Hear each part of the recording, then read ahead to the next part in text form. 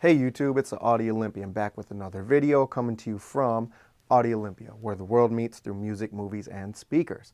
Okay, today's video we are going to be talking about on-wall speakers, satellite speakers, or more specifically, satellite on-wall speakers, or on-wall satellite speakers. Twist it however you want to. All right, stick around. If this is your first time visiting our channel, we want to welcome you. Thanks for stopping by. If you like what you see and you like what we do, then you know what to hit. Don't forget, you can follow us on Instagram for different exclusive footage. Okay, so talking about the on-wall speaker and the satellite speaker, I don't think they get enough attention as they should. Now, most of the time, they're not very high quality. And I think that might be why a lot of the reviewers or people that are out there, even companies themselves that make those speakers, don't really push the on-wall or the satellite speaker. Now, it could also be because it's not their biggest profiting products as well. However, do they serve a purpose? That's the question I kind of wanted to tackle and answer right now for the video today. In my opinion, yes, they do, and they serve a huge purpose, but they also have added benefit. So specifically, I'm just going to be talking about the ones that are right behind me. This is not going to be necessarily a review of the speaker itself, as it is so much the genre of on-wall or satellite speakers. Okay, so over here on my left, your right, this is the Emotiva Airmotive E1 surround speaker. Then over here, I have the Goldenear SuperSat 50 and then the Goldenear SuperSat 3. So this is the bigger brother of the three, and I use this one in a small moderate system for rear channels. Now Goldenear does make a little bit bigger model of this speaker here, which is the SuperSat 60, and it has 4 drivers in it instead of 2. Here's what I really wanted to talk about. I do think that these two companies made these speakers correct.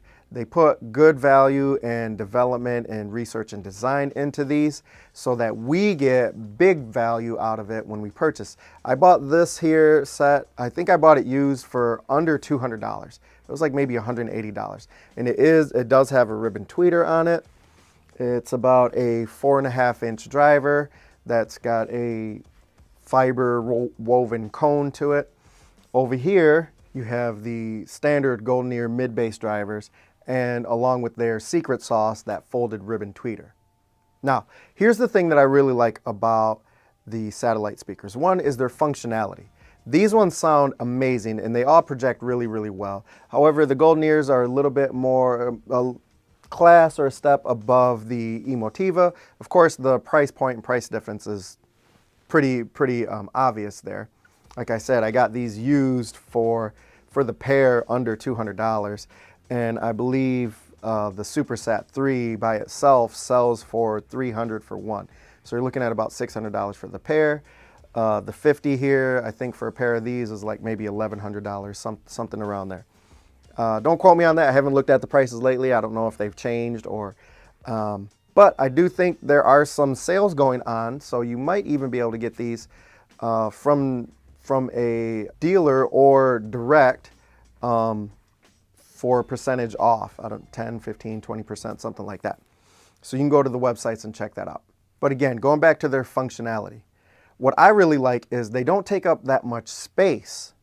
So not all of us have a nice big room where we can afford to put big towers, floor standing speakers, you know, even a speaker that's going to stick away from the wall, even if I have it pushed right up against the wall, but it's going to be about 12 to 14 inches away from the wall, kind of sticking out in the middle of the room. If you have that convenience and availability, then great, you know, that's ideal. Use it to your full capacity. But for most of us, we really don't have that convenience. So with your satellite speakers here, or your on-wall speakers, they go right on the wall. Very easily too. Most of them come in with their built-in hanging system. So you can see right here, hopefully you can get that in the shot there. All I need to do is put an anchor in the wall. If I'm going into drywall, just put an anchor into the wall, then put a screw in there. I want to make sure my screw does fit in the screw hole here, and put it up, hang it, and you are done. Same goes for the Goldenear. These come built in. Now, the thing I really like about these, oh, you can't see on this one because I got the stand on it here. This has 2 holes, so if I want to hang it horizontally, I can do that as well. But even if I'm just going to do it vertically, built into the casing and the housing, which is really good and sturdy. Screw hole, again, put the anchor into the wall, screw the screw into it, connect it, hang it, done. The other benefit is they don't take up a lot of space and they're not real heavy, so I don't really have to worry about are they going to fall off of the wall because my base is hitting really hard or anything like that. So that's going to be a little bit more in how you hang it for your anchor. However, even if it did and it dropped, it's got a good sturdy build, both of these. So I think you would be okay. You wouldn't have too much damage, if any at all. So I think most of the designers out there, when they've made on-wall speakers or satellite speakers like these here, they did take that into consideration that, well, what if it falls off of the wall? So I find that the cabinets on these type of speakers are very durable. They do put a little bit more development in that cabinet for sturdiness, rigidness, in the event maybe it does fall off and hopefully the person doesn't have too much damage. So again, amazing space savers. They only stick out a little bit away from the wall. And I usually like taking the grills off of my speakers because I like how they look. I like to look at them, I like to see them. And when you have a really good design like these here, even though they're still pretty moderate and basic, simple designs, it does mimic a little bit of wall art. So you don't mind having it on the wall and taking a look at it and noticing it there if you're walking by it. Just has a really cool look. Now the other thing is they can also be hidden pretty well if you needed to. Maybe you don't want to see them on your wall. So it can kind of tuck back behind something. Maybe if you had it behind a curtain, you could even put some curtains over it in front of it, which shouldn't affect the sound of it too much depending on the type of curtain you have, if it's kind of a thin curtain there. But it can also be tucked away and hidden if you wanted it that way. Now you can see here on this one, you might not be able to see the stand, but on the 50 here and the 3s also do have stands. This one is a little bit wider, so I could put that on a bookshelf stand if I wanted to. However, you could also use these as front centers and mains because they do have stands and little tabletop stands if that's what you want as well. Again, very flexible and versatile. You can use this in many, many different setups in different ways here. Now, my biggest thing with these is I can move them around very easily if I need to. Let's say I might have started my whole system out with the SuperSat 3. I got a 5.1 system and all my main channels, center channel and my surrounds are SuperSat 3s. Hook them up, put them on the wall, bang, I'm ready to go. 6-7 months later, maybe a year later, I want to upgrade and I want a little bit bigger sound. I move up to the 50s. All I have to do is switch them right out. It's not going to be very hard or inconvenient at all. It's not like in-wall speakers. I'm not saying anything bad about in-wall speakers because Goldenear does make some great in-wall speakers as well. But you have to cut a hole. You have to snake your wire and speaker wire all the way through, and not everybody has the convenience of being able to do that to their house, or would they want to as well. Where this one, again, they got some sturdiness to them. You can tell they got some weight, but it's not like 40-50 pounds hanging on the wall and I'm afraid it's going to pull itself out of the wall and come crashing down. Simplicity, flexibility, versatility, and on top of that, amazing, amazing projection of sound. They did, like I said, these companies did these speakers correct. They sound amazing. And these ones can project like a monster, just like a beast. You're gonna get sound through the entire room.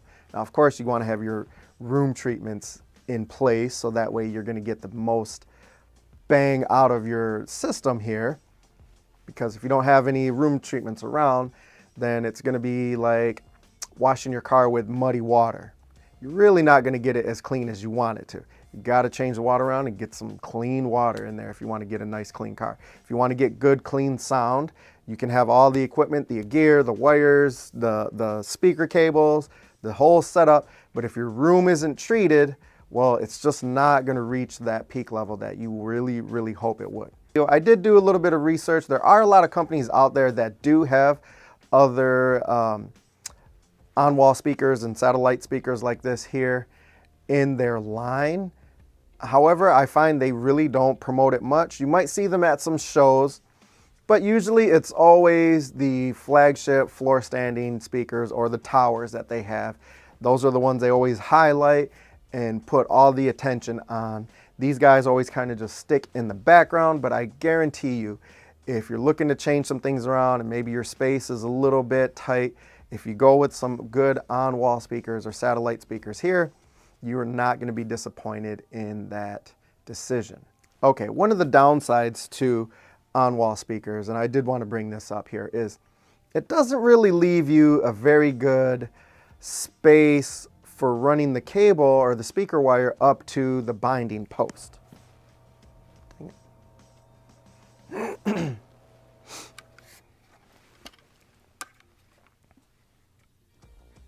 Okay, one of the downsides that I found here in the on-wall speakers is when you're running the speaker cable to it, if it is hanging on the wall, it doesn't leave you a whole lot of room for the speaker cable. Now, most of us would like to run a nice, good, thick, strong cable, 10 to 12 gauge speaker cable.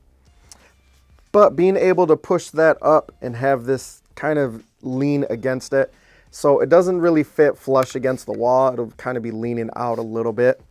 That's kind of the one drawback that I find here. So when I put my anchors up, I always put a little bit of space. I might screw a little block into the wall, and then I put the anchor into that. So that way it gives me a little bit of space away from the wall so my speaker cable can run up here, and then I can plug it in. Now, I usually generally like to use banana plugs here, but in a situation where this is going to be sitting against the wall, the